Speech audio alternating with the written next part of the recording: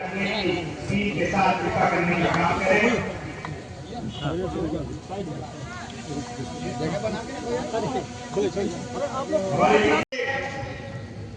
बाबा रामानंद सिंह अमर रहे, शहीद रामानंद सिंह अमर रहे, अमर रहे, अमर रहे।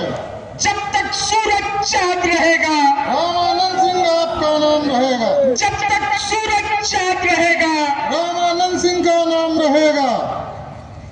रामानंद सिंह बाबा जब थे ना, बीच में सतना के लोकप्रिय सांसद परम सम्माननीय श्री गणेश सिंह जी पधार रहे हैं। हम सारे साथियों से गुजारिश करेंगे कि कार्यक्रम की गरिमा को आप सब लोग बनाए रखें और यहाँ भोजन की व्यवस्था है, सारे लोग भोजन करके ही जाएंगे। पूर्व भाजपा के जिलाध्यक्ष आदरणीय डॉक्टर अजय सिंह हमारे बीच में उपस्थित हैं। उनसे भी निवेदन है कि पुष्पांजलि के बाद मंच में अपना यथास्थान ग्रहण करने की। कहते हैं इंसान चाहे तो विश्वास बदल सकता है, ये घटा ये आकाश बदल सकता है। अरे इंसान ही तो है। भारत माता की जय, भारत माता की जय। वंदे मातरम, वंदे मातरम, वंदे मातरम। जब तक सूरज चांद रहेगा, जब तक सूरज चांद रहेगा, जब तक सूरज चांद रहेगा। लोग आए थे और इसलिए कहता हूँ कि सड़क को बुझने मत देना, क्योंकि इसमें बहुत सारे लोग, जैसा हमारे भाई राम सिंह ने कहा है, उसके बाद ही पैदा हुए। उस जमाने में तो हम बहुत कम लोग बचे हैं जिनने देखा है। हम उनको कैसे भूल सकते हैं, अपने रामाश्रय काका को? हम कैसे भूल सकते हैं राम निरंजन भाई को? हम कैसे भूल सकते हैं पन्नालाल जी को? हम कैसे भूल सकते हैं जवाहर पटेल को? हम कैसे भूल सकते हैं राम प्रताप को? हम कैसे भूल सकते हैं रामाधर पटेल को? नहीं भूल सकते। ये सारे लोगों के साथ मिलकर के इस संघर्ष को हमने खड़ा किया था।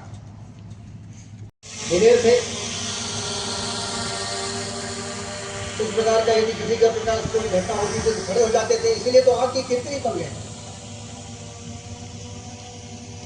और उसका परिणाम क्या हुआ? ये 28 जनवरी को आज ही के दिन अभी आदरणीय हमारे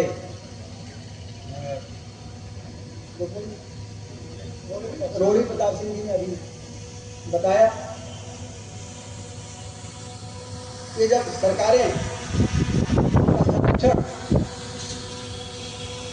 आतंकवाद के साथ हो जाता है तो इस प्रकार से माहौल बन जाता है।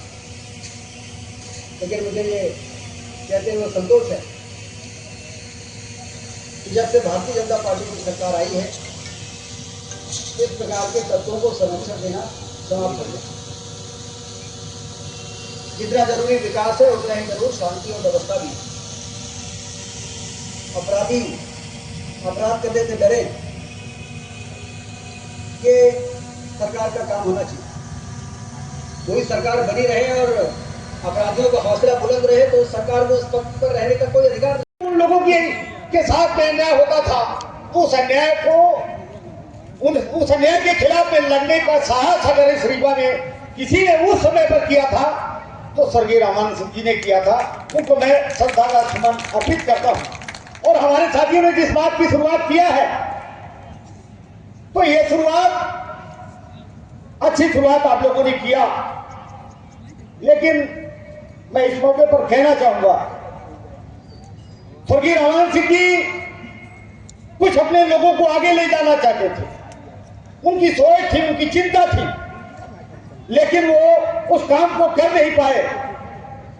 नौजवानों को करना है। आज ये जरूरत है कि हमारे किसी वक्ता साथी ने एक बात की कही है और एक भाई भी बोले थे कि आज हम शिक्षा के क्षेत्र में भी आगे बढ़े हैं, राजनीति के क्षेत्र में भी आगे बढ़े हैं और व्यापार की तरफ भी हमारे लोगों का ध्यान है।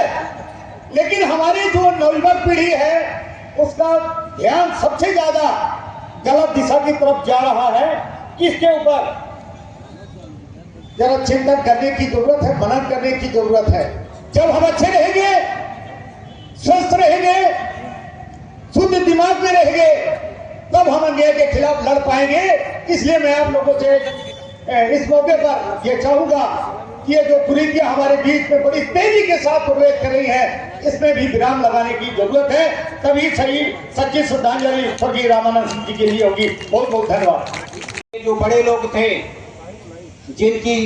जिनके मान और सम्मान में आंच आ रही थी, जो सामंतवादियों से डरे हुए थे, ऐसे लोगों के मान सम्मान की रक्षा के लिए शहीद रामानंद सिंह ने काम किया, जिसकी बदौलत उन्हें शहीद होना पड़ा। ये ऐसे नहीं शहीद हो गए थे, जब बड़े लोगों की रक्षा में वो सामने आए। तो इस तरह तो हमेशा होगा। यदि आप अपने मान सम्मान की रक्षा के लिए आगे आएंगे, यदि आप अपने माँ बहन बेटियों की रक्षा के लिए आगे आएंगे, तो जो जुल्म करने वाले लोग हैं, जो सामंतवादी लोग हैं, वो निश्चित है कि आपका विरोध करेंगे। इसलिए साथियों, इस शहीद रामानंद सिंह जी के इस पुण्यतिथि के मौके में हम सबको ये संकल्प लेना चाहिए कि हम उनके पद चिन्हों पर चलें और समाज की रक्षा के लिए काम करें। आज हमारे बीच में सतना के सांसद जी आए हुए हैं।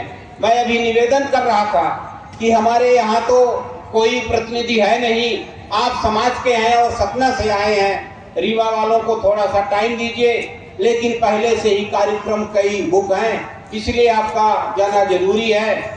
और ये तो हम लोगों के लिए अच्छी बात है कि बीच बीच में आप समय देते हैं। तो रीवा वालों को लगता है कि चलो सतना वाले ही हमारे प्रतिनिधि हैं, हमारे सांसद हैं, और हम लोग तो जब भी बुलाते हैं तो हमेशा समाज के लिए, हमेशा रीवा के लिए उनका आना जाना बराबर लगा रहता है। इसलिए मैं ये चाहूँगा कि हम और ज्यादा ना बोलते हुए महान राजा की तरह गरीबों की, वंचितों की और शोषित वर्गों की आवाज उठाते हैं, तो उनको वक्त कभी कमजोर नहीं कर सकता।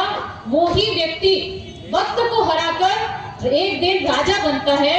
और आज वही शहीद रामानंद सिंह जी दलित, पिछड़ों और शोषितों और गरीबों की आवाज बनकर आज वो राजा बन चुके हैं। हम सभी के दिलों में राजा बनकर आज बैठे हुए हैं।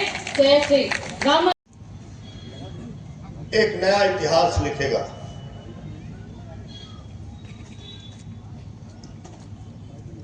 पैंतालीस वर्ष पहले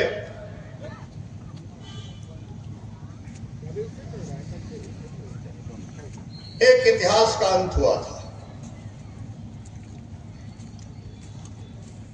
आजादी 1947 में मिली। इसी धरती ने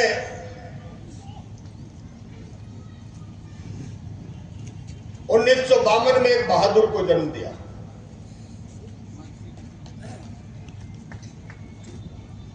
थोड़ी उम्र में ही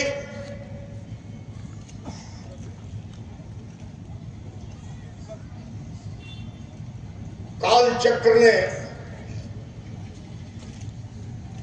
उन्हें अपनों से अलग कर दिया। लेकिन सचमुच वो क्रांति की मसाल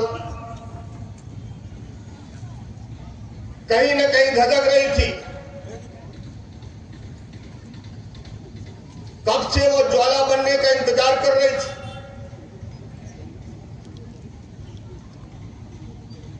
और जब उनके पुत्र पुष्पेन सिंह और तमाम इन हजारों युवाओं ने संकल्प लिया, तो वो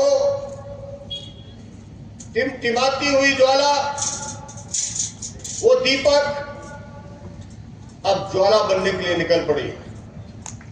मैं युवाओं का बहुत बहुत धन्यवाद करता हूं।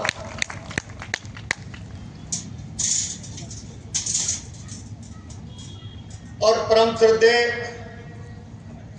स्वर्गीय श्री रामानंद सिंह जी के चरणों में अपने श्रद्धा सुमन अर्पित करते हुए उनका मैं पुण्य स्मरण करता हूं। 1980 की वो काली रात,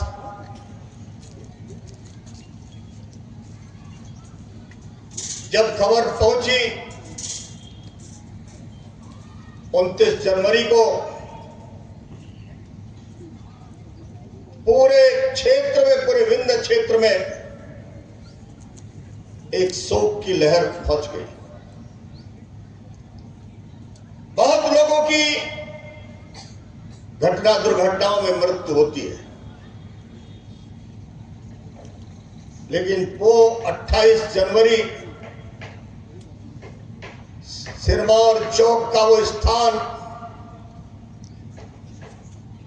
टीआरएस कॉलेज का वो फंक्शन,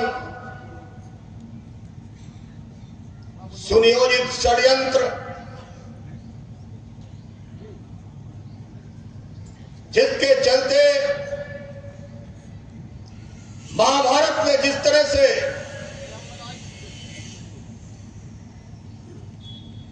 अभिमन्यु को घेरा गया था,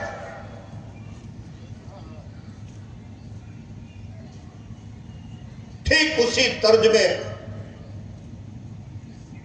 वो घटना हुई थी। मैं भी टीआरएस कॉलेज के फंक्शन में आया था। मैं ग्रेजुएट हो रहा था, ये फाइनल का छात्र था सतना महाविद्यालय का। फंक्शन के बाद हम लोग निकल गए। देर रात खबर आई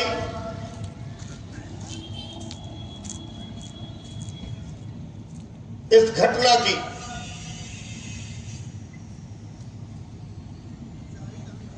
लगता था आसमान फट जाएगा।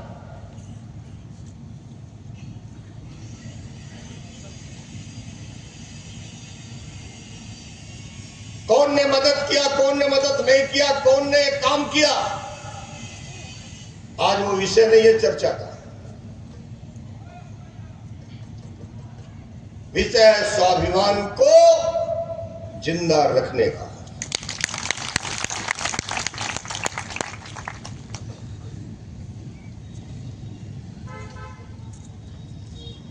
उसके बाद भी छात्र संघ की राजनीति हुई है। 78-79 में जब मैं पहली बार बीए का विद्यार्थी बनने अपने गांव से पैदल आया था,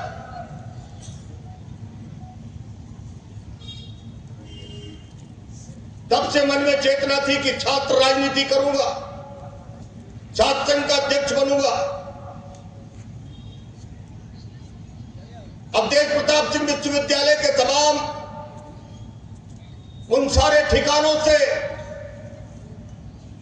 उन ठिकानों के बारे में पता करते, जानकारी लेते, और उस समय की राजनीति में जो ताकतवर संगठन थे, उन्हीं के साथ साथ एक रामानंद सिंह जी का भी संगठन था।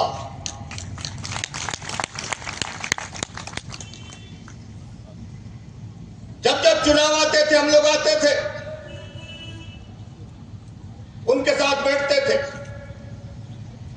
वो भी सतना आते थे।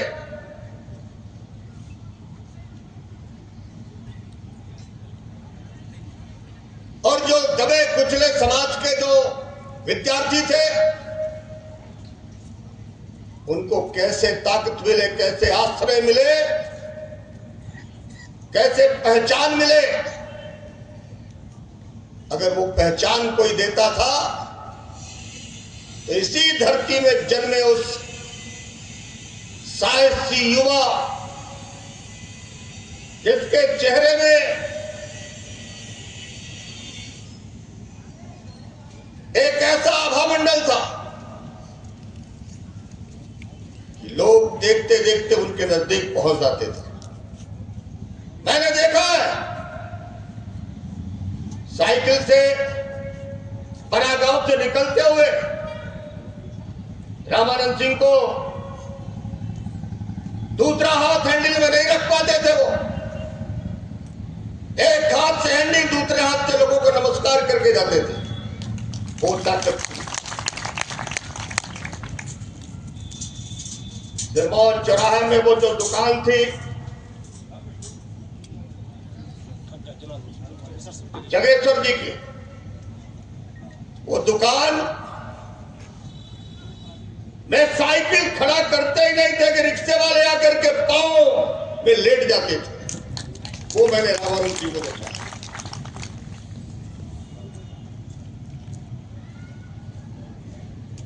एक युवाओं में एक नई स्फूर्ति पैदा हुई थी, और वही वजह थी कि जब मैं लॉ कॉलेज का चुनाव लड़ने गया, दिग्गज लोग मेरे खिलाफ चुनाव मैदान में थे। पहले जनरल सेक्रेटरी का चुनाव जीता, दूसरे साथ छात्र संघ के अध्यक्ष का चुनाव जीता, विश्वविद्यालय में आकर के कोर्ट का चुनाव जीता, और पहली बार उस सल्तनत के खिलाफ हम लोगों ने दूसरा छात्र संघ का अध्यक्ष बनाया था विश्वविद्यालय में। वो ताकत खड़ी थी। उनके न रह जाने के बाद भी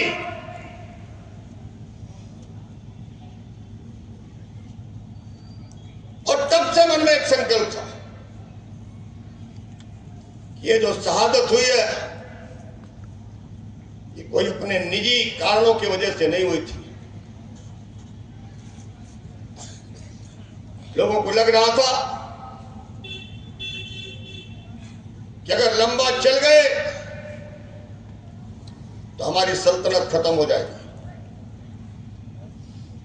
तोड़ दो, झुका दो। चाहते तो वो झुक भी सकते थे, लेकिन उन्होंने टूटना पसंद किया, झुकना पसंद नहीं किया।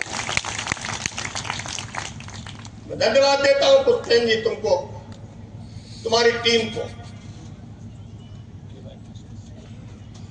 और ये जो संस्था बनाई है तुमने, क्रांतिकारी युवा परिषद, अब सौगंध लो, इस मसाल को हम बुझने नहीं देंगे। हम बुझ जाएंगे लेकिन मसाल नहीं बुझेगी। आज जरूरत इसी बात की है, हमें किसी के खिलाफ नहीं खड़े होना, हमें राजनीतिक ताकत खड़ी करनी है। सभी समस्याओं का एक हल है, वह है राजनीतिक ताकत। कोई हल नहीं दूसरा। राजनीतिक ताकत आपके हाथों में होगी, सत्ता आपके कदम चूमेगी। राजनीतिक ताकत नहीं होगी, आप दूसरों के कदम चूमोगे। फर्क समझ लो। आजादी के 75 वर्ष हो गए। भगत सिंह ने भी फांसी चूमी थी, अशफाकुल्लाह ने भी फांसी चूमी थी, बिस्मिल को भी फांसी हुई थी। उम्र जरा जान लो। गुरु गोविंद सिंह के 4 साहबजादों ने दो मुगल हुकूमत से लड़ते लड़ते वीरगति को गए थे, और 2 लोगों ने 8 साल 15 साल की उम्र के बच्चे को, उनसे हुकूमत ने कहा तुम धर्म परिवर्तन कर लो, तुम सनातन को छोड़ दो। गुरु गोविंद सिंह जी के बच्चों ने कहा मैं धर्म नहीं बदल सकता, मेरी शहादत होती है तो हो जाए। जिंदा दीवारों में चुनवा दिया गया था, जिंदा दीवारों में चुनवा दिया गया। ये भारत का इतिहास है। जब आजादी मिली देश को, ना जाने कितने लोगों ने कुर्बानी दी है, कितने ने सीने में गोलियां खाई हैं। उनमें सब जाति बिरादरी के लोग थे, लेकिन इतिहास किसको लिख रहा है? बस उन्हीं के शहादत से भारत आजाद हुआ।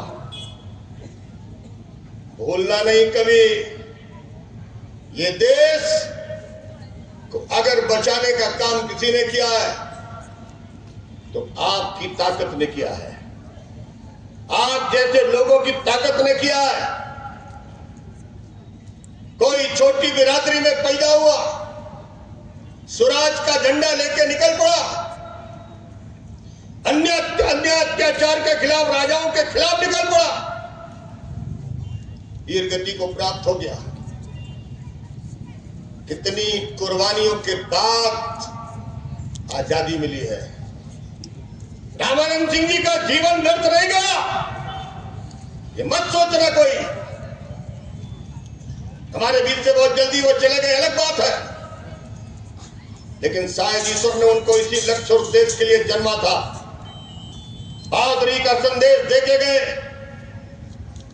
अन्याय अत्याचार के खिलाफ लड़ने का संदेश देके गए, स्वाभिमान का जीवन जीने का संदेश देके गए। जब इस बिरादरी को खड़े होने की जगह नहीं मिला करती थी, याद है जब जात छुपा करके लोग कॉलेज में पढ़ा करते थे, जब जाति छिपा करके लोग नौकरियों में जाते थे, जब जाति छुपा करके व्यापारी की दुकान में सामान खरीदते थे, क्या भूल जाएंगे वो इतिहास?